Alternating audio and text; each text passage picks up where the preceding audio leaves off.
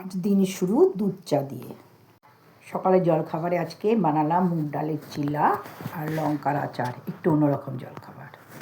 দুপুরে চলে গেছিলাম এক বান্ধবীর বাড়িতে, তার বাড়িতে গাছই গাছ, আর শীত চলে এসছে, বাইরে বেশ একটা শীতের আমেজ, আর তার সঙ্গে যে শীতের ফুল সেইগুলো বেশ ভালোভাবে সেজে উঠেছে।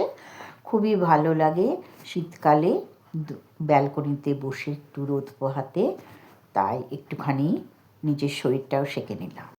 শীত মানে সোয়েটার বানানোর ধুম, এটা একদম ছোটোবেলার কথা মনে করিয়ে দেয়।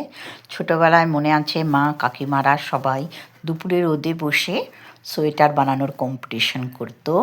আমার একটু ভালো লাগে এইসব। সন্ধ্যেতে একটু গেছিলাম বাড়ির পাশে ইস্কনের মন্দিরে। ঝটপট রাতে ডিনারের জন্য আটা রেডি করে ফেললাম। ডিনারের পর একটু মিষ্টি মুখ, এবার টাটা।